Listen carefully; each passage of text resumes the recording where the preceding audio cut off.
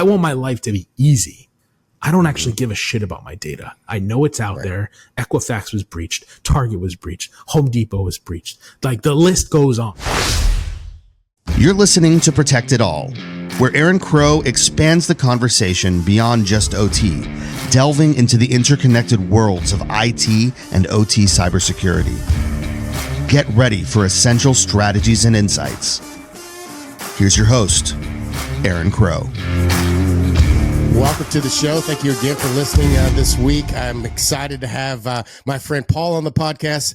This is going to be a fun one because I was just on Paul and Evan's podcast a couple of weeks ago. We recorded. They had bourbon and all the fun things and drawing ideas out of a hat. So if you haven't listened to their podcast, absolutely go over there. Great content, a lot of fun, a lot of amazing discussions and people coming on, guests, etc. So Paul, with that, please introduce us to yourself to the audience and let us know a little bit about you, sir. Yeah. Well, first, thank you for having me. This is weird to be recording during the daytime. I usually record. It's nighttime. It's late. Like, work is over. Like, so this is a different experience for me. But yeah, to your listeners out there, what's up, everyone? My name is Paul Marco. I am a lifelong cybersecurity professional. Right. As you said, we've been trading podcast appearances. So thank you for that. And this was my turn. Right. And I'm super psyched to be here. You know, funny thing is, we started this podcast. Evan and I started our podcast, Cyber After Hours, because I was basically just bitching one day. I was like, dude, I can't get on a podcast. It's something I've wanted to do forever. You know, I've always wanted to like get out there and like, you know, have these types of conversations. He's like, well, dude, we'll just start one. I'm like, oh, okay, great. And now this is the second one I'm recording that's outside of mine. It's like when it rains, it pours, right? That's right, man. That's awesome. So yeah, so a little bit about me. So like I mentioned, lifelong cybersecurity professional. Most of my career has been in cybersecurity operations. So almost entirely focused on things like building detection and response, incident response, cyber threat intelligence, kind of putting all those pieces together, everything that's part of that ecosystem. I love the IAM space. I've run a few different IAM spaces from an ops perspective. I've even delved into things like vulnerability management and app security, although app security is not my strong suit, right? My app security experience is like, hey, smart people, like, what do you need? I'll help you, right? That's it. The other stuff I can play around in, but that's really been it. I've always been the guy that takes all these amazing tools, all the incredible innovations we have in cyber, and does something with them, right? That's kind of how I like to explain ops. Is like, all right, we've made all these investments. We spent all this time tuning, loading logs, normalizing, parsing, putting in blocks, right? But now someone's actually got to take that information and do something with it. Those are the spaces I play in. Well, and that's where the rubber hits the road, right? It's easy. I just got back from RSA. It's easy to go look at RSA or Black Hat or any of these, you know, Gartner, any of these large cyber conferences, or at least conferences that have cyber vendors there, and to see all the cool stuff. I mean, there's literally 1,000 different vendors at RSA, and they all have amazing things. But if you really look at that and you think about it, hey, I'm an asset owner. I've got XYZ problems. I don't need 1,000 solutions to my problems, right? Right. I may already have a tool. Maybe I've got some overlap. Am I using my tools correctly? Are my people trained on my tools? Do we have a process to respond? Like, there's a lot of things that beyond just going. And again, I came from being a vendor as well. I was the CTO of a software company. Software and products are good. I'm not bashing the product space, whether it's hardware or software or even services. Like I do services, you know, consulting, but sometimes it's really easy to focus on the FUD and the cool new AI or the new widget or the new capability. Right. And it's just like, okay, are you really running what you have to the best of its ability?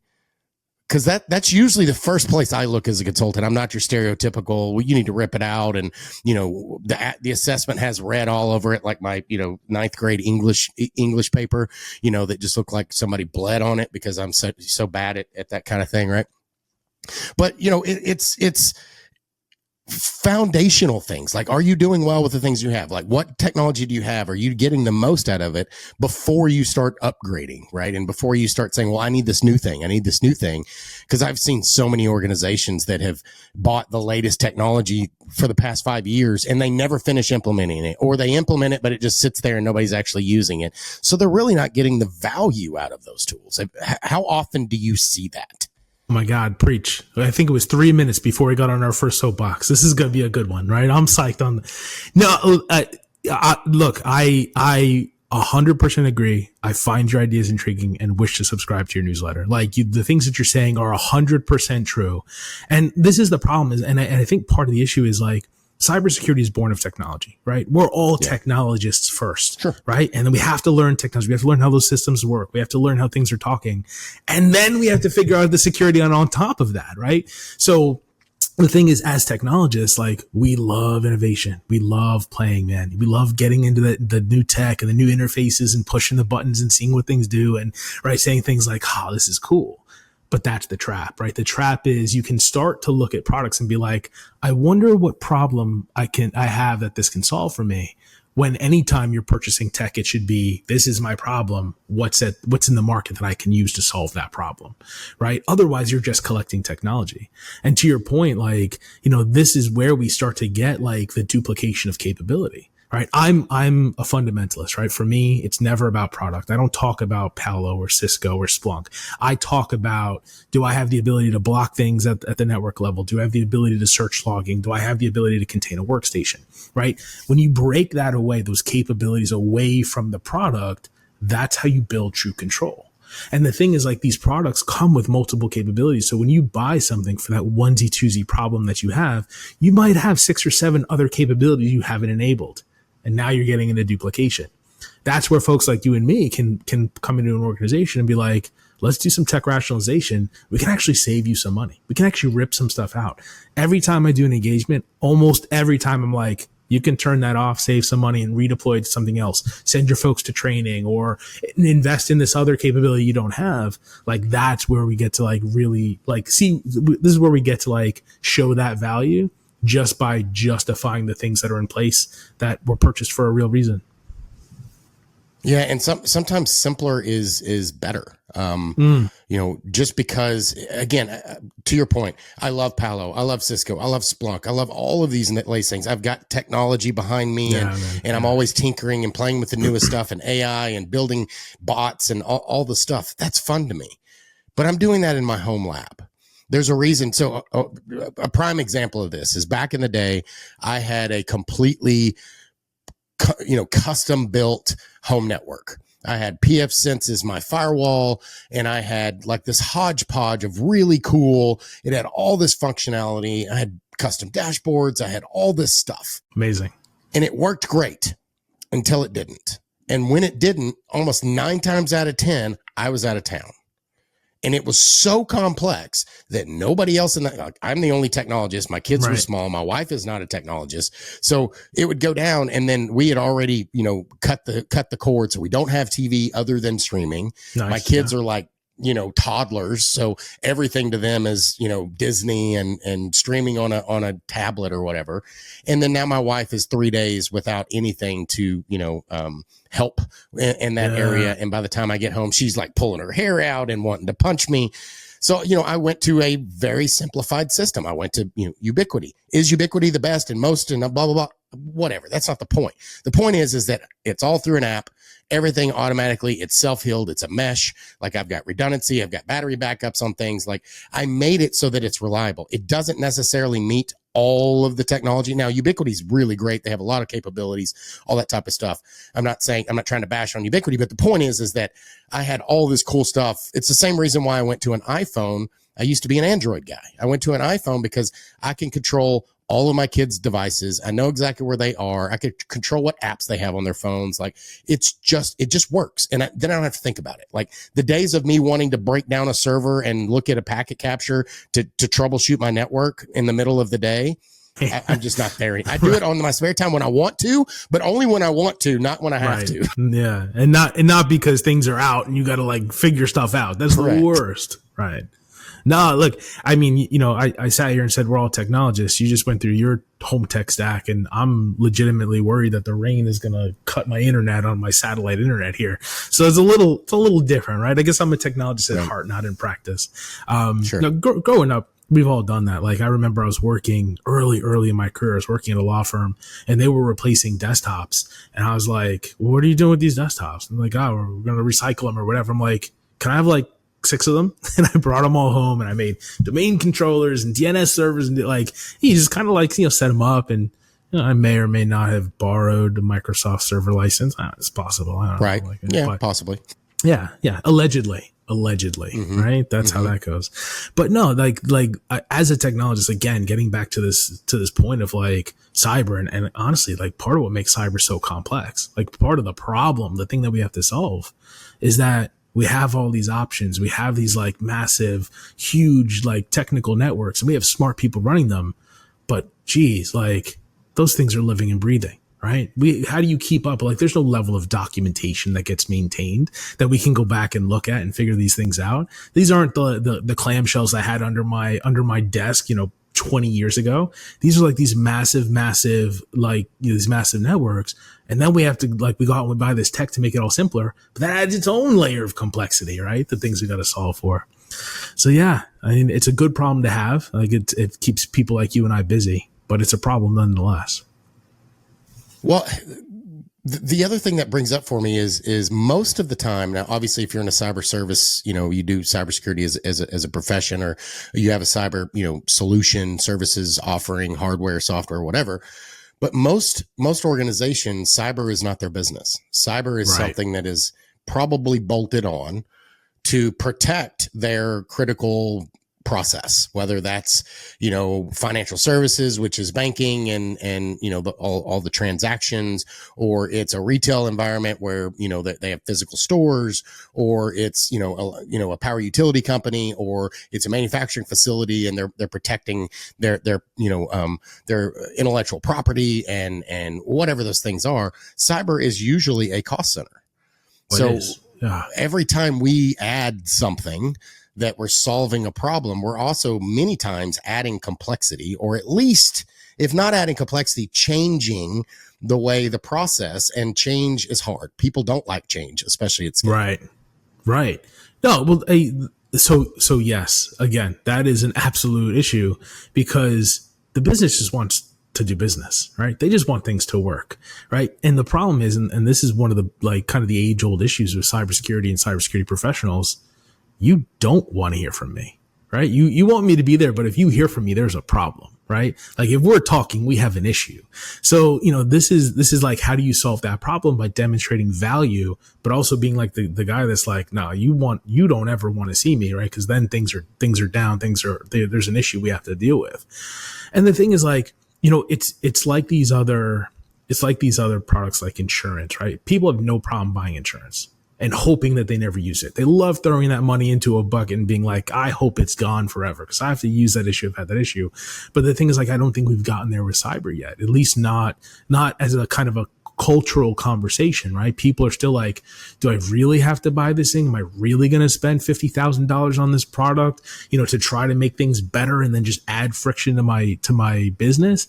Like, those are the conversations that make justifying those spends or spending time on the program itself a hard sell, especially in smaller shops where it's really about being lean and running a business. Like, now you want me to recertify access? Get the fuck out of here. Like, I'm not going to wait. No, I need these people working. I'm not going to sit here and have every manager review everyone's access. And by the way, I have no idea what the security group even means, right? Like, these are the things that you and I and your listeners as cybersecurity professionals, these are table stakes for us, right? We don't want people to have expansive access. We don't want folks like, traversing the web in all of its corners without any protections. We don't want endpoints that haven't been managed and have EDR, but all of those things with a cost. They come with a cost, and the cost is either a licensing cost or it's hours, right? It's people, and that's an additional cost as well. So it is a hard sell until there's a breach, right? And this is unfortunately what I've seen time and time again is you have those companies that are split into these two buckets. And bucket one is, I'm not dealing with this. I don't believe in it. I don't care. I'm going to save the money. And then some shit happens, right? And then when things go down, they're like, how could you let this happen? All right, what do we need to do? What do we need to spend? Right. And then there are those proactive companies that understand, not only is it important because you want to maintain that resiliency, the super smart companies have turned this into a marketing element, right? They've turned this into something that actually drives business. Hey, customers, if you're choosing between this competitor and me, here's what I'm spending to protect your data. Here's what I'm doing to ensure that your services are up and you're not going to be stuck on the corner somewhere because, the system didn't work and the data you needed or the service you needed wasn't available. This is why you need to work with me. The companies that have done that well, they're killing it. Yeah.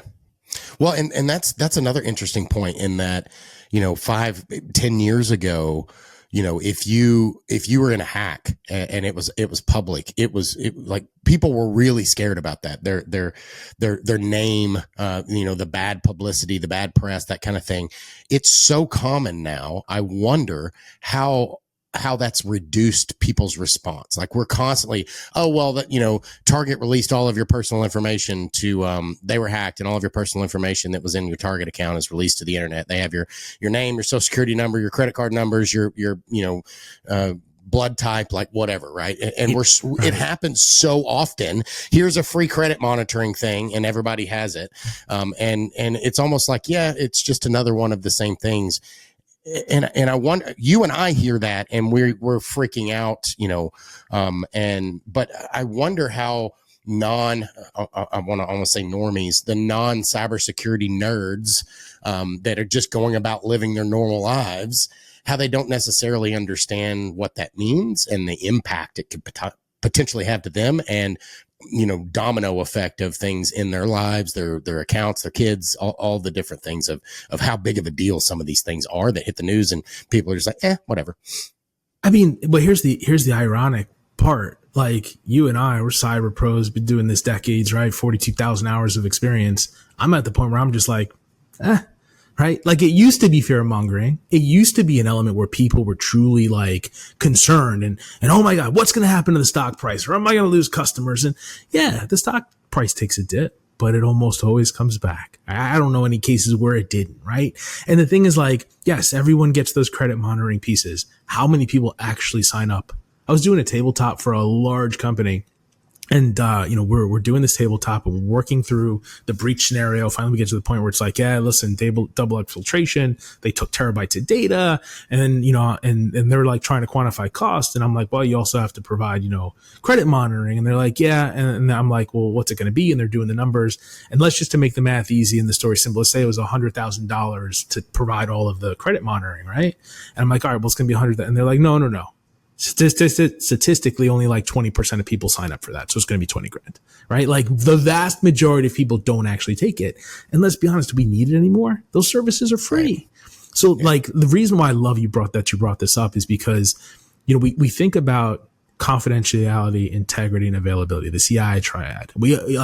I won't speak for all your listeners. I won't speak for you, but I'll speak for myself. I always viewed those as equal pillars, right? I always viewed those as the three things that we as cyber professionals have to do. But the times have changed. Confidentiality is not really a thing. It's really not. Like if you think about what's happened to us culturally over the last 15 years, we've given up our data in exchange for free services. We happily give away all the information, our name, our birthday, all of our relatives, pictures of our kids to social media. And we do it gladly and we love it. We share things out to the entire world with no concepts or semblance of like a concern for privacy. And we think people are going to be outraged because, part of their social security number was implicated in a breach that showed up on, a dark web forum a year ago. No one gives a shit anymore. The thing is, like, what I've realized is that CIA triad was not equal parts. And the parts that matter now are really availability. It's of confidentiality, integrity, availability. Integrity is critical. It's always gonna be critical because we have to make sure no one's jacking the numbers, right? No one's messing with the data. They're not changing, your age on a system, or they're not changing numbers on a bank account either up or down, right, to commit fraud. So integrity is always going to be there. Availability is the new hotness. Right? If you think about it, like people just want services to be there and we want them to work. I want my life to be easy. I don't actually give a shit about my data. I know it's out there. Equifax was breached. Target was breached. Home Depot was breached. Like the list goes on. I'm sorry to pick on you all, but look, this is you, not me, right? So deal with it, right? But like the reality is like the data's out there. So like at this point, I think we as cyber professionals have to rethink this paradigm and refocus efforts on the things that matter. Now, I want to preface this because I can hear half of your listeners screaming at the steering wheel right now as they kind of commute home. Yes, there is an element of confidentiality. It hasn't gone away. I'm just thinking about this like from the perspective of consumers and the perspective of other elements, like to think about these as equal pillars now. That I think is the fundamental shift. There are still data sets that can't go out there. They'll move markets, Sure. right? If you start releasing things like non-public information, that's a bad day. SEC implications, right? You start losing things like military secrets, that's a bad day. Geopolitical implications. Like there is confidentiality there still, but this conversation has changed. Yeah. It 100% has. You know, and that it's been that way in the OT space the entire time, because we haven't really cared about confidentiality for the most part. Interesting. Okay. We really care more about availability. Now, obviously, Coca-Cola cares about the intellectual property of the Sure. the secret Coke formula. But you go to a power plant and you generate electricity the same at a power plant. Like they don't have a competitive edge because of their secret sauce and how they burn coal, right? They don't have better uranium, right? Yeah, exactly. Yeah, all right. That's not it. There's no IP in that, right? Like and they share all that information because it's a critical infrastructure. So that's not it. It's all about availability. Yeah. Obviously integrity, but absolutely skewed on the importance and the value statement on the availability side. And I agree with you. I think the consumer market is more that as well. Like I'm going to go to something that's reliable, even if like a prime example. So I use a password vault. Like again, we're in cybersecurity. We use password managers and password vaults. I used to use LastPass. Yeah. How many times did LastPass get hit? Oh my God. All the time. Like 10 times? Right. Yeah. Right. It was like 8 before I finally changed. I'm like, yeah, but I've got my own password on my thing and they're probably not going to get to my database and my database is stored locally. And like, it was like, okay. And then after like 8 times, I'm like, okay, obviously these guys are not going to change anything. They're going to continue doing this. And I'm just playing with fire. So I moved it off to something else. But it just, even me in a cyber role, I've been doing this for, decades. And I was just like, is that big of a deal? I had top secret security clearance, for government clearance. And I worked in a power plant and I worked at nuclear facilities. So I had multiple clearances for different places. And during that time is when DHS was hacked. So all of my, everybody in the DHS thing that had security clearance, they have all of that information. Everything. So I'm just like, every time there's a thing, I'm like, there's no way it's worse than the one I had from DHS. So there's no way they could have more. I mean, I did a 500 question, psych evaluation to get badged for a nuclear badge, right? And you passed. They know. Good for you, man. Somehow passed. I don't know exactly. Nice. Maybe they just were like, it's borderline. Yeah, we'll let him go. Yeah, nice. But it's crazy. Like it's amazing how much it shifted. And I think I may have told you guys this. My mother-in-law listens to my podcast, and she's a 7-year-old woman. She's not in technology. She was never in technology. She listens because she sees it's interesting to her, the guests that I bring on, the conversations that we have. But more and more people, just in your daily life, cyber is going to impact you in some way. It doesn't mean you have to do it for your job. It doesn't mean that you have to be a cybersecurity professional. But I was on a webinar with a group of moms. While I was in RSA. So I was in San Francisco in my hotel room, and I was talking to a group of about 50 to 60 moms. And it was about how they need to be digitally protecting their family, and how, today kids as young as 8 is about the first time that they see pornographic material. It's getting bad. Terrifying to think about as a father of 3, right? So we have to have those conversations with our children a lot sooner than they had the conversation with you and I, probably, the birds in the breeze and all that kind of stuff, because they just have so much more access. And all of that to me is about, cybersecurity, digital security, availability. All those things are conversations, and we need to be having those at home, at work, in everything that we do. It's something that cyber needs to be part of the conversation. Oh, absolutely. And like this is the thing that I think most people don't understand. So like I used to give this talk.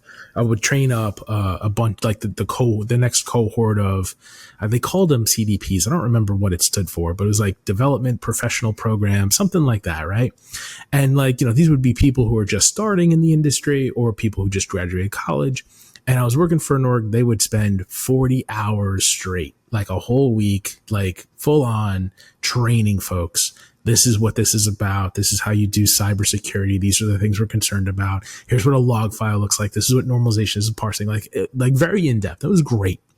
A lot of the people that went through that program, they're huge, like industry, influencers now, CISOs or founders or whatever else, right? So it was very cool to kind of watch that happen. But one of the talks I would give when I was teaching these classes is I'd say, all right, I'll make up the numbers because they've changed. But, let's say, $100 billion a year of loss, right, occurs to some cyber element, whether it's fraud or whether it's ransom extortion or whatever else, right? Let's pretend 50% of that gets written off because of insurance coverage, right? So there's, and then another 25% of that doesn't get paid out because if it was fraud, the money might have gotten pulled back or recovered.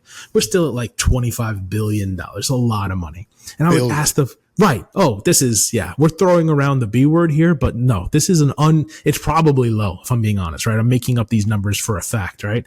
But like I would say, all right, so there's that much money that's out there that's going out to attackers that people are getting, recovering, and now have control over. And I would ask folks at this table, I'd be like, so what would you do with that money? Like, what are these attackers doing with the money? And I would inevitably get answers like, oh, they go on vacations, or they buy a yacht, or they buy sports cars, or they have, penthouses, or they save it, or they invest it. And part of that is right. Some of that is right. But the thing is, we were getting answers from people who are not evil, right? We were getting answers from good people, and those people were giving the good people answers. The vast majority of the money that's stolen and used from a cyber perspective is used for the terrible things you can't get bank loans for, like sex trafficking, like weapons trade, like paying suicide bombers, the families of those suicide bombers. Like those are the things where this money goes toward, because you can't walk into a Bank of America and be like, look, I need $100,000. I got to move weapons from this country to this country. I got to pay the guys off. Like, where do I sign the application? Right. So when you start to understand that the dark side of this thing, the dark side of what we do is funding the things that are the truly evil elements of our world. Well, it kind of changes perspective on what we do from a cyber perspective, right? Every time we're able to stop that, we're able to provide some protection to that small and medium-sized business that's going to fall victim to invoice fraud, or we're going to help, some company limit their fraud losses. Like, yes, are we helping shareholders? Are we keeping stock prices high? Are we making rich people richer? Sure. But we're also preventing that money from funneling to the things that are truly evil in this world. Yeah, man. And I told the story on y'all's podcast about, how I was hit by a, phishing attack, or, basically somebody calling me. I think I've told the story on here as well, but kind of the bigger point is that I hear a lot of, well, why would they go after me? I'm a small, sporting goods store in this small town. Like, why would anybody want my stuff? And what people need to realize is it's just a opportunity. If they can, they will. Like they'll ransomware you, they'll phishing attack you, they'll try to steal money, they'll try to get, access. Maybe you have access to somebody else. Like, they don't care. These are not good people we're talking about, to your point. Like, there is a lot of criminal organizations that are out there.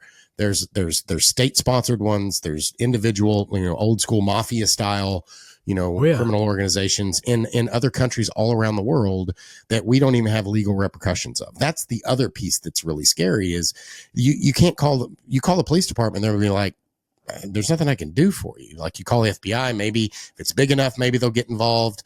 There are some repercussions, but for the most part, there's a lot that just goes with no repercussions, with no resolution other than rebuild. And that could be your personal finances. They can take out, your credit. They can take out loans, credit cards. They can take money out of your accounts. They can shut down your business. They can sell your house. Like, there's all of these scams that go in, and fraud and cybersecurity theft and all these different things. Nobody is immune to it anymore. So we have to be that's why little simple things like password vaults and password managers and not using the same damn password across multiple sites is hard. As simple as that sounds, that one thing would probably stop a very large percentage. Now, does that mean that you're immune? No, because if you click the thing and you fill out the stuff, then they're going to get in and get your password vault too. But it at least helps in theory to slow it down, to stop the spread, to keep it isolated to one thing. Because, you know, if they have access to your email and your password, then they can get into your bank, and then they can get into, you know, the next thing and the next thing and the next thing. And then they're in your parent, like it just, the dominoes just fall so quickly. And then they're into your work. Like that's the other thing that people don't always think about is, where do you work? Right. Yeah. Maybe they can't get, you know, well, you can't get blood from a turnip. Okay. Maybe you don't have anything they can steal, but for them, $5, $10, $50, $100, because they're doing it at scale. They're doing it across to thousands, tens of thousands, millions of people, and there's zero overhead for them. They just keep banging away until they get, got one. It's all automated. Yep, exactly right. No, you're spot on, and you're right. And like, you know, I hear this a lot. Like, oh, I don't have any money. Like, there's nothing that I'm like, you know, like a small business, right? Here's a great example of small business. All right, maybe not, but if they get control of your email, they can start doing business, you know, email fraud, right? Or business email compromise. They can now go out to the people that are supposed to pay you and redirect payments. And you really won't have anything. They don't have to steal anything from you, but they can use you as an opportunity. And that's true at the individual level as well. You know, coming back to like, you know, what you were talking about, like, you know, I'm sure your listeners know they're all cyber pros, but like, let's just reiterate, like this stuff goes deep. Like North Korea funded its entire nuclear program on cybercrime, right? Like the Russian crime syndicates effectively operate in Russia under safe harbor, which is why the trick used to be if you set your secondary keyboard language to Russian, you would avoid getting hit by those organizations. That's one of the first checks that their software did. They would check to see if there's a Russian language keyboard, that's it. Shut the whole thing down and move on. Because that was the ground rule. Like, yeah, you can operate wherever you want, just don't do it in Russia, right? Like there are major implications that come to this stuff. And I, you know, I always try to, if I'm going to get on my soapbox for a second, I always try to get people to remember that there are real people on the other end of these things. These are not just bits and bytes. These are not just strings of text. There are real players in this game. And this is the game that we have to stay diligent about. Yeah. And there's real victims as well. Right. And for sure, you know, I've had a few, folks, unfortunately, friends and family that have been greatly impacted financially, and they didn't have money either. Right. We're talking about retired elderly people that continue, and they still believe it. They're giving away their money because they think it's like, oh, well, if we just keep giving, I'm going to get the return. They got hit. And they just don't see it. They don't want to admit it, right? And sometimes you got to cut bait. But it's hard. We grew up on this. We've been doing this for so long. You know, our kids' generation, the younger generations than us, you know, they've always had technology. But you know, the baby boomers and that generation haven't. So they're very susceptible to these. Some of them are better than others, obviously. It's a generality, but you know, obviously they didn't grow up with technology. You and I grew up, I can't speak for you. I grew up, you know, that Macintosh Plus back there was one of my computers. My first computer. Amazing. That's cool. Tandy TRS-80, a Trash 80. So, I mean, I remember, you know, AOL and dial-up and Juno email and, you know, all the things. So, I mean, technology's kind of been part of me. I remember time before the internet. I remember the internet, and I remember, you know, everything since. So I've kind of grown through all of those changes. So change to us to me, and it has been, I don't know, simpler, I guess.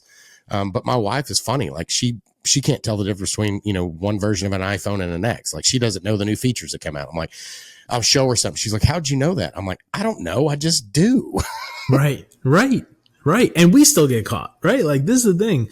Like I've trained my wife up on some of this stuff. And like what I've told her is I'm like, if you ever find yourself and you have to like, you causes pause. You're like, what is this? Stop.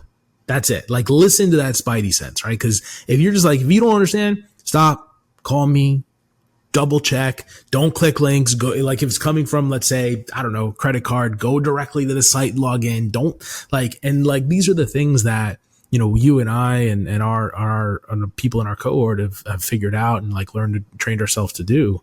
But like, to your point, not everyone knows this stuff. And that's why these scams keep working. That's why victims keep growing. Yep. Yeah. And it's going to get worse, right? It is a phishing hole that they have learned, and they're getting better with it. And AI tools will help them be more efficient with it.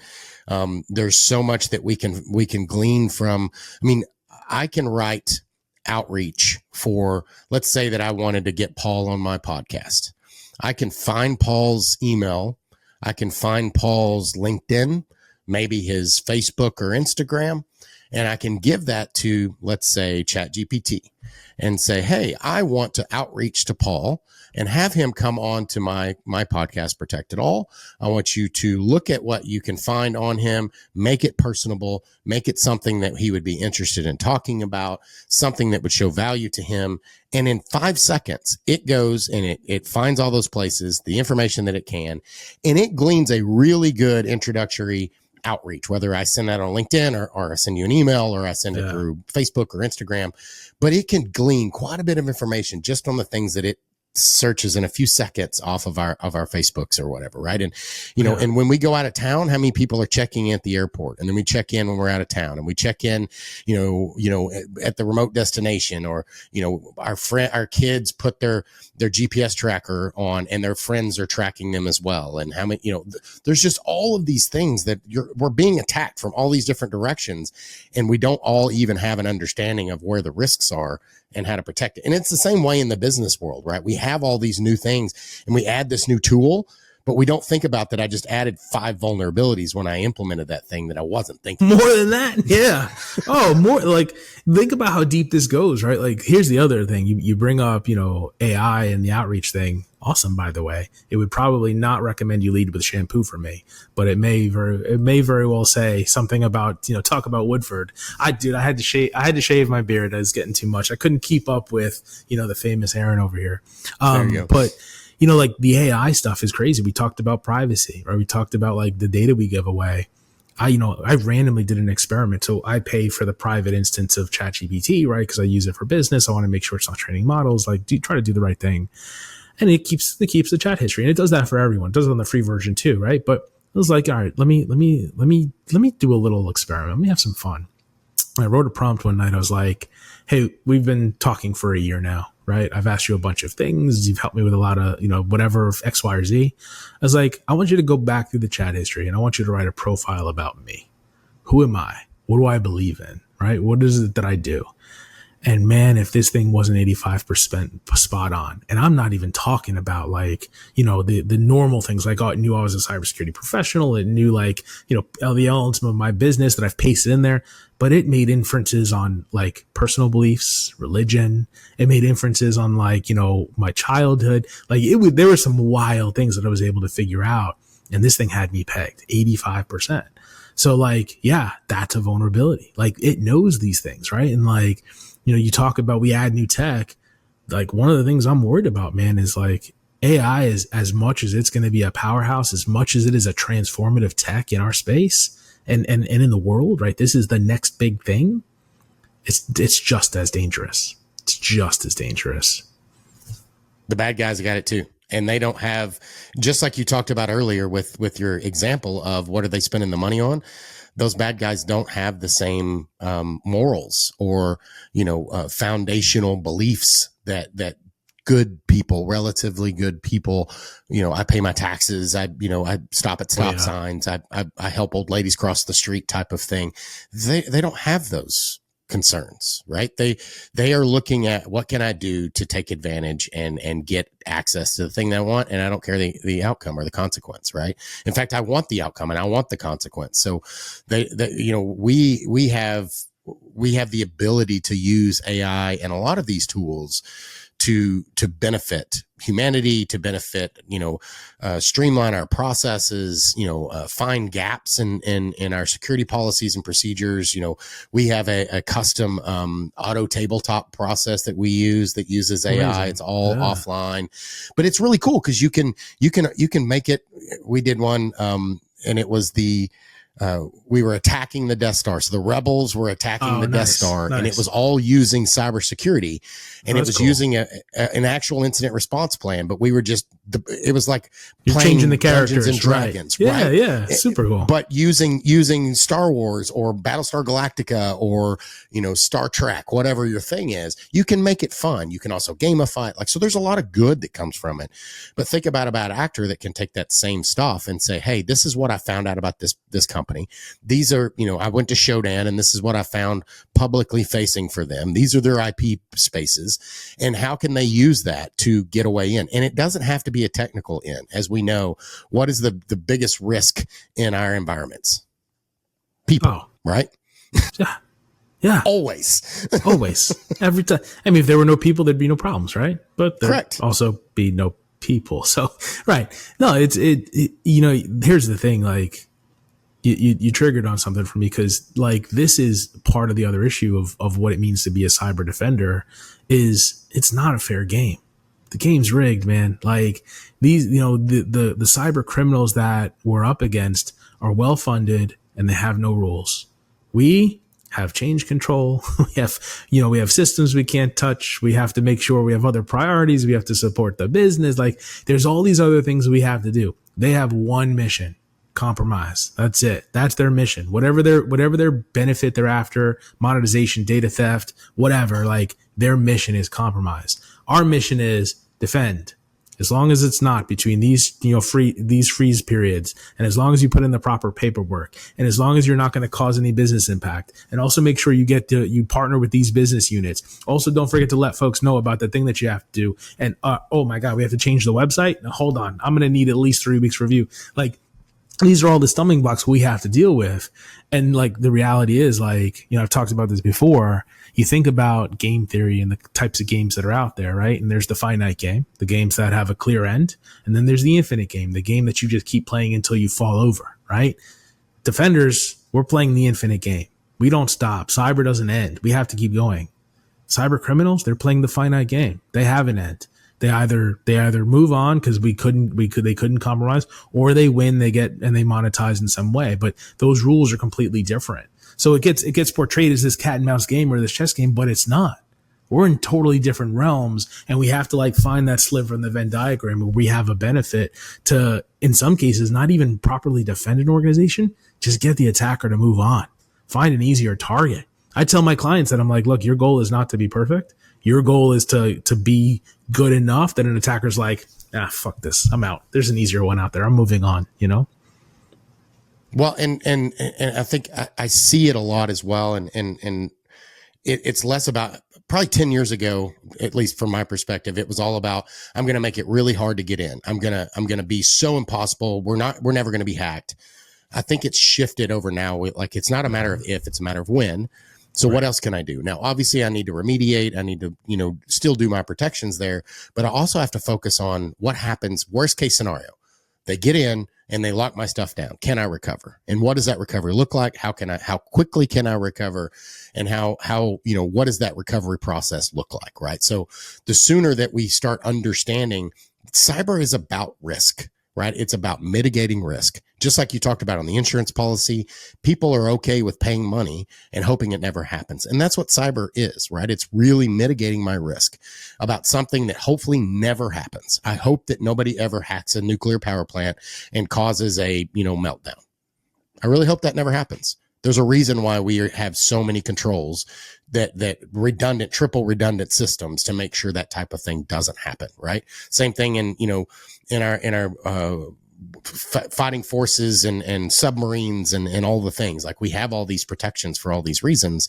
And it's about, that old motto of defense in depth, right? So it's not just about keeping the bad guys out of my network. I always assumed they're already in. I always assumed corporate network was compromised. Yeah. It was already done, right? Yep. I don't trust it. I don't trust any other network other than a device that I specifically configure and I own. And every other device I assume is bad. Absolutely. And like that, I mean, that's the change in the framework. It is not if, it's when, and it's being comfortable being uncomfortable. And the reality is, it's, can you minimize that blast radius? all right, like, if a workstation gets popped, yeah, it sucks. Like they got in, someone clicked the wrong thing. Cool. But could we contain it to that? Or was the attacker able to dump creds and pivot and set a foothold on a server or a cloud PC that doesn't turn off? Right. And then were they able to like enumerate the network and then figure out like, where the data stores were and then start exfiltration over SOX proxies or encrypted channels? Like it keeps going, like it doesn't stop. So if you can minimize that blast radius, that's a win. If you can make your controls layered enough that even if something fails, the next control kicks in, that's a win, right? This is about that long game. Well, it brings up a funny story. I think I was telling somebody at RSA, I did an assessment at this power plant one time, and we did scanning on devices. They were having some problems. It wasn't just a random red team or a pen test. So we pen tested it, but we were also doing asset level investigation because there was just something hinky going on. And we weren't exactly sure what. Come to find out, which had nothing to do with the original problem they had, but as we were doing these scans, we found Stuxnet in their environment, sitting on their devices, just dormant. Sitting there.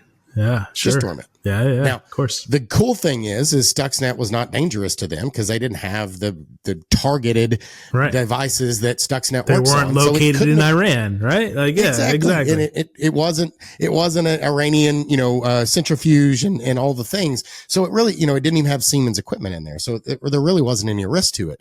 But still, it's not something good we want on the environment. But there's a prime example. What did they want to do? The site said, yeah, we'll wait till outage and we'll rebuild the systems in then. Right.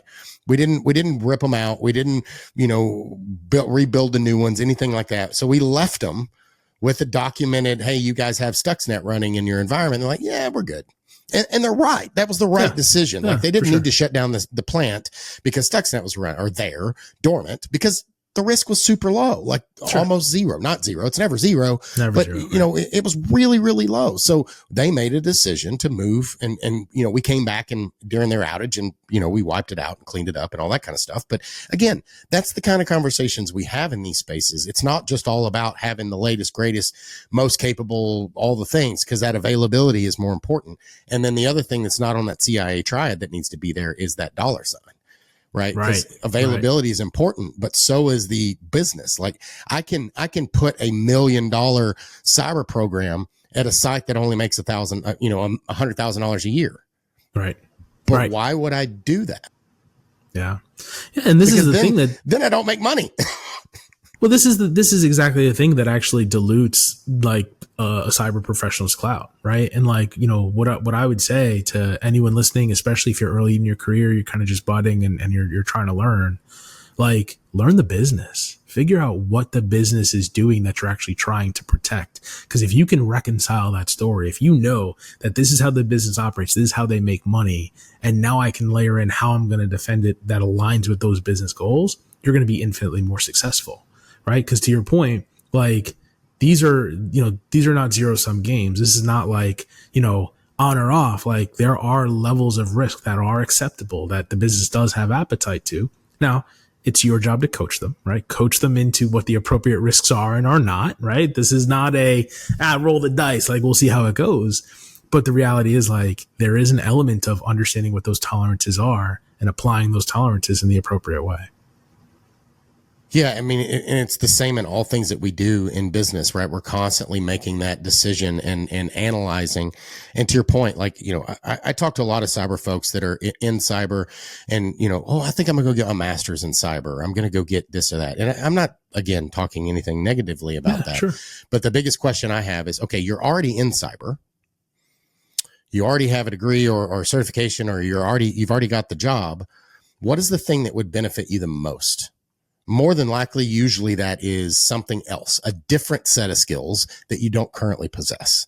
Like maybe you know 80% or you're, you have your bachelor's or whatever, and that got you in the door. How much more benefit do you think maybe a business degree or, finance or something like that, business acumen? Like that's the thing, in my career, I started out my career in the technology hands-on, I started out as an engineer, going to engineering school, electrical engineering, and really pivoted into this technology space.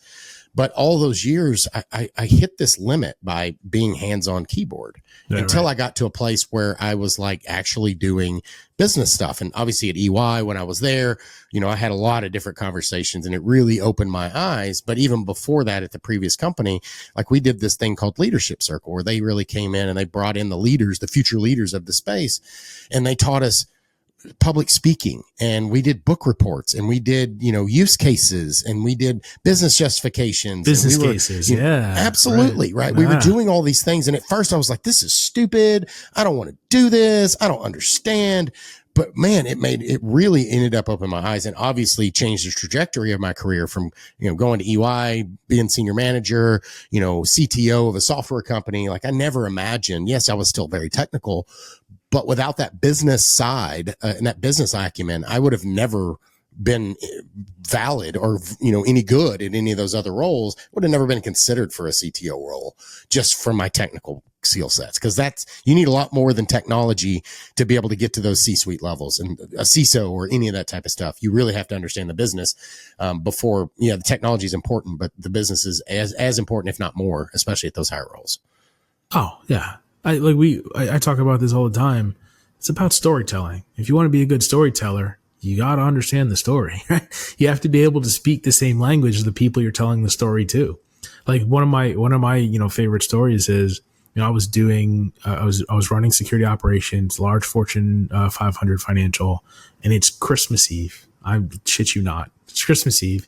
Get a call. It's like 7:00, family sitting down for Christmas dinner. And, it's like, hey, we have a pretty critical cross-site scripting vulnerability on the main site. We see evidence the attacker is testing it. Like we gotta spin up a P1 right now. All right, can't be mad. This is what I signed up for, right? So get on a call, right? Spin up a bridge, do what we gotta do, and get on. And you start paging people out, and they're pissed, of course, right? Because that's not what they signed up for. They didn't sign up to leave Christmas dinner. And then, they're just like, well, we're going to, we're not doing this. I'm like, no, here's our options. We got to disable this part of the site, take away the search box. We got to change this, or we got to patch that, or change the web server, whatever. Like there was a bunch of different options, a couple levers we could have pulled. And they're like, no, we're not doing any of this. You kidding me? It's Christmas Eve. We don't have any changes, 14-day waiting period, blah, blah, blah. And like, at first I was being like the shitty cyber guy. I was like, no, we have cross-site scripting. We have to do a patch now. Or listen to me. I'm smart. Right. And that didn't work. Right. So finally I had to pull back. I had to kind of like, swallow my pride and take a step back. I'm like, let's just tell the story. Right. And a very simple shift in the tone was, hey, do you know how attackers use this? And they're like, what do you mean? Like, well, so we have a cross-site scripting vulnerability on our site. Do you know what the attacker is going to do with it? And they're like, no. I was like, okay, so here's how they're going to weaponize this particular thing. This search box has a vulnerability in it. So if you put in like a very particular code, what'll happen is it'll put a pop-up on the screen that'll be from our site, and they can make the pop-up say whatever they want. So what they're going to do is they're going to craft phishing emails that are going to have a link that is going to link back to our site, put a piece of code into that search box, and it's going to cause our site to pop up a box to our customers that says your account has been compromised. Please click here to verify. And they're going to harvest credentials and commit fraud. Oh yeah, you're right. We probably got to take that search box down, right? Like once you put it into a simple communication so that people can speak the same language and tell that same story, that becomes impactful. They made the tactical change. We didn't shut any web servers down. They did the tactical change. And then, a week later, the whole thing was fixed and everything was up and running. But it's about telling that story. It's about using those skills of being able to communicate with other people in the business, to your point, right? And then have that to propagate what your mission is, which is defense. Yeah. Yeah. I had a mentor tell me during that leadership circle thing, he one of the things that really stuck with me was all business is a people business. He's like, sure. I don't care if you're the janitor or the CEO. Yeah. Right. You have to be able to work through people, with people, not like run through them. But like, if you can't convince the person sitting across from you that this needs to be done, it doesn't matter that you're the smartest person in the room. Like being intelligent and having a high IQ and being able to get something done are not necessarily the same thing.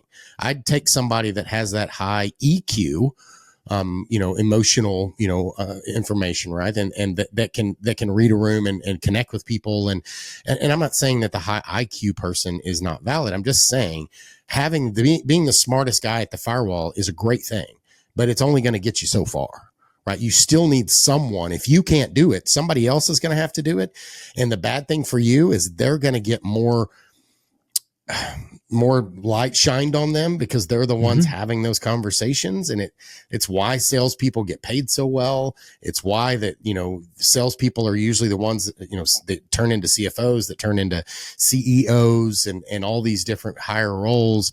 And, even in CISO roles, you look at those people and yes, many of them come from technology backgrounds, but almost all of them, the reason they got where they are is because they stepped outside of just that technical track and added these other skill sets where they were lacking in public speaking, in, being able to win friends and influence people, being able to sell and pitch a story, public speaking. Cause if you're at that role, you're talking in front of the board, you're talking, to regulatory agencies, you're talking to who knows whom.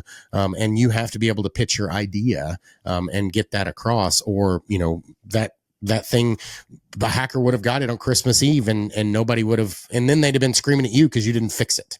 And all because, not because you didn't know how, but because you couldn't not push them, not bully them, but win them over so that they're willing to do the work and understand. People want to be heard. They don't want to be beat over the head. They don't want to be forced to do things. When you bring them along with you instead of trying to force them, it's like, dragging a dog as opposed to a well-trained dog that just walks beside you. There's a big difference between the level of effort it takes to walk a dog between those two animals. Yeah, you're 100% right. The best leaders are the leaders who can get people to follow them because those people want to, not because those people have to, right? If you can align mission and if you can align purpose with what you're trying to do, you can move mountains, right? And that's a powerful, powerful thing. And, I'm sure there's definitely some fraction of folks that are listening to this that are still hands on keyboards, right? Pulling packets apart. And that's amazing. Those are amazing skill sets.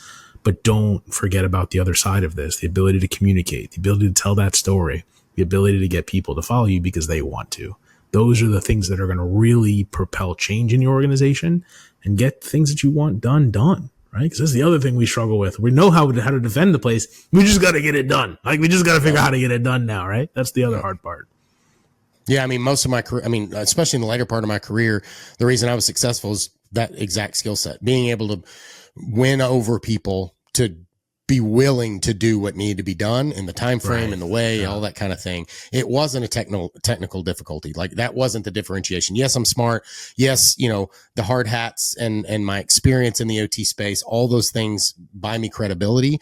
But even with that, it wasn't enough. I had to win those folks over and make sure that they were brought along. And that is priceless in the marketplace. And no matter what you're doing, so the new folks that are out there that maybe you're just now getting into cyber, or you're fairly new to your point, they're hands on keyboard. For every 5 technical classes or trainings that you take a non-technical one. Take one in business. Take one in public speaking. Learn something fun. Do something else that's outside of your current capacity and current skill set that will also help you in your career trajectory, because you will differentiate yourselves from your peers very fast. Everybody can be taking the technical stuff. When you ask hey, I'd like to go do public speaking, you're going to start being noticed. Absolutely. Man, so what a good conversation. We kind of went all over the place with it. So my wrap up question is always the same. I warned you about it, but all that we talked about, maybe some of this, we can bring it back around, but next 5 to 10 years, what's one thing coming up over the horizon that's maybe concerning, and maybe one thing that's exciting that you see in the cyberspace? Yeah, you did warn me, so I appreciate that. Although I think I would have come up with the same answer anyway, because it has been on my brain a lot lately. And the things that I'm going to call out are both concerning and exciting. So it's definitely AI, and I love it. I love it. It's amazing. We joke on my podcast, right? Because it comes up every damn conversation. I'm like, oh, again, we'll talk about it again. But the reality is this is the transformative tech, right? This is, however long ago the internet came out and it transformed the world, and then search came out and it transformed the world, right? Like, this is the next thing. And for as much benefit as it's providing, I'm very concerned. And I'm actually not concerned for the things that you and maybe the others would think. Like, yeah, the attackers are going to exploit it. It's going to get used to weaponize stuff. I get that. I'm actually more worried for society. I think it's going to make us lazy, right? I think unless people make a concerted effort to maintain critical thinking and really focus on building skills like writing skills, or even just like, pulling things together that you would have had to think about before, that now it's just easy to just write a prompt and it gets done. Like, over time, that's going to have a negative impact on our ability to think about things critically and to write and to have those skills like writing, right? Or the ability to, like, even just think about things in a way that you're not just taking for granted what's being presented to you. So that's the thing that I'm a little worried about. I hope that folks realize that this is a tool. It's not meant to replace thought process. It's not meant to, copy and paste things and pop them into whatever you're using it for. Like, there's an element of review and critical thinking that has to stay in place. And I'm really concerned that this is so easy that that's not going to be the case. Yeah, it's a muscle that, especially the younger generation, as they're coming up, I've got an 11-year-old as my youngest. I can imagine how difficult different it's going to be for him and his peers, as it was for you and I. Again, coming up, I remember a time before the internet, so I've had to, I saw a meme yesterday, and it was like, why ask a Gen X, or you wonder why a Gen Xer is so angry. We had to transfer our music from records to cassettes, from cassettes to CDs, from CDs to DVDs, from DVDs to MP3s, and now we have to pay for it on streaming. Right. Yeah, no, it's like, this is the speed of the world. We've seen all of those things, right? And I remember even my parents or my dad had an 8-track player. So my son just got a truck, and he hasn't replaced the radio in it, and it's a 2004 vehicle, and it has a 6-disc CD changer in it, and that was the hotness of the time, man. Yeah. It doesn't have an aux connector. It doesn't have any way to plug anything in. So he was kind of annoyed having to listen to the radio. And my wife found my old CD collection, and he is just loving it because he's listening to, my mixed CDs and, Metallica and all these different things. Yeah. And he's loving it because he's got a 6-disc CD changer in his dash. And I'm like, gosh, I haven't even played a CD, and I can't even remember how long. I don't think I've seen a CD in years. So, like, it's interesting because, like, that leads me to the thing that I'm most excited about, right? And the thing I'm most excited about now is quantum computing. Like, I geek out on quantum all the time. And I know the conversation around cyber is very much about, like, well, it's going to break RSA encryption and all the passwords are going to be exposed. And that's what everyone's worried about. But I'm on the other side of this thing, man. I think to open up quantum computing to add an entire different dimension of computing and the processing power that comes with, we're going to be able to do some amazing shit, right? Like, the thing I'm waiting for over the next 5 to 10 years is just for it to get smaller, because that's what's coming, right? If you think about the first IBM computer that was delivered in the 50s or 60s or 70s, I forget what decade, that thing showed up on a freaking flatbed truck, and they had to take a portion of a brick wall out of a building to put it into the room, right? Well, we carry around computers that are tens of thousands times more powerful than that thing in our pocket every single day. That's what's going to happen with quantum. They're figuring out cooling. They're figuring out power, right? Like, it's going to become accessible. And when it becomes accessible, all the things that we worry about because the processing is too much or there's too much data and we can't munch through the data, these things are going to not even think twice about it. It's a whole different way to compute data. It's a whole different way to think about things. And it's going to open up a world of possibilities. And we'll see things that truly only existed in the movies in the next 5 to 10 years, for sure. I agree. It's exciting. And to your point, there's always a yin and a yang. There's a good and a bad on both sides of the coin. It's the same coin though, right? You can't have, the good without the bad. You can't have the bad without the good. So we have to know those things. Obviously, encryption is going to be broken just like that, which means we'll have to build new capabilities, et cetera. But to your point, like confidentiality, other than, some of those examples that you gave and a few others, we aren't as worried about those things. Again, everybody knows there's entire products that go out there and find your information on the dark Data web. brokers, And man. I mean, it's there. Like if you don't believe it, search for your name. Like yellowpages.com, which it's funny they even call it that because most people don't even know what the hell Yellow Pages are anymore. I didn't think about that. That's hilarious, right? What's a Yellow Page? Why do they, that's a weird company name. Why did they come up with that? That's so strange. The days of the big ass books being delivered to your door once a year and just dropped off on your front porch so that you could find the pizza place and the phone number to the pizza place. Cause that's what we used to have to do, people. And then you could beat someone with it. All right. So for the younger generation, that's why so many companies would be called like AAA. Right? Correct. AA this or AA that, because they wanted the first listing in the Yellow Pages, which was listed alphabetically. Doesn't matter now, right? There's no alphabetical listing, but that's why if you look back, like a lot of these companies had A names and it was A AAA bail bondsman. That's right. It was all because of the phone book. Oh man. I'm going to geek out all night thinking about this shit. Well, and so that, like, I remember, this is complete tangent and then we can wrap up, but I remember in kindergarten, they put us in order of our first name, and I'm Aaron, right? So I'm always very first. And then I think it was like second grade, they transitioned from first name to last name, and I'm Crow. So I was still close to the front, but there were people that were ahead of me, and I did not like that because I liked being first. And now I'm not first. Like, wait, who voted to change this? And I was not included because I used to be first, and now I'm not. That's hilarious. No, these are the things in life that happen, and like we just keep the names, and culturally they get adopted. It's incredible stuff. Well, Aaron, 100%. Thank you so much. This has been a blast. I appreciate you hosting me for an hour. I appreciate you letting me bullshit with you, and hopefully your listeners had some fun and we got some stuff out of it. Yeah, man. I appreciate you taking the time. Tell everybody how to find your podcast and where to listen to it, all the things. Oh my God. I'm the worst at this. All right. So Cyber After Hours. I'm pretty sure if you Google it, you'll find it. We're on all the major podcast outlets, right? Wherever podcasts are sold. Is that the right way to say it? Yeah. We're on YouTube. We're on Spotify. So check us out. Cyber After Hours is myself and Evan. The thing with that podcast is we have no idea what we're going to talk about, right? That's why I was kind of psyched to come on here and not have a topic, right? Just kind of see where the world takes us. And the way that works is sometimes we have a guest, right? Aaron, you were on an episode. Sometimes we don't, but every single time we pull a random cyber topic out of the fishbowl, and that's what we're talking about. Sometimes it's amazing, and sometimes we're making a bunch of shit up, but every time it's fun.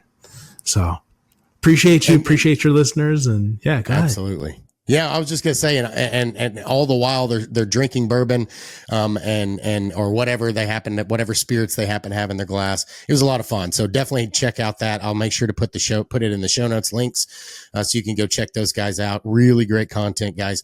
We talked about this on the podcast when I was on there. It's like I don't see this. I want more people doing this, having these conversations. Yeah. Everybody needs to hear these things. I don't see my friend Paul and Evan as competition. I see it as more value and more volume out there, right? So I want to lift these guys up. They do a great job. I had a blast being on their podcast. Had a blast today, Paul. So had a blast. Evan was on my podcast as well. So love getting that message out and supporting good people in the space, and definitely put all the links out there. So thank you again for your time today. Great job today. I really appreciate it, sir. And until next time. Until next time. Appreciate you, pal. Take care. Yeah, man. Thanks for joining us on Protect It All, where we explore the crossroads of IT and OT cybersecurity. Remember to subscribe wherever you get your podcasts to stay ahead in this ever-evolving field. Until next time.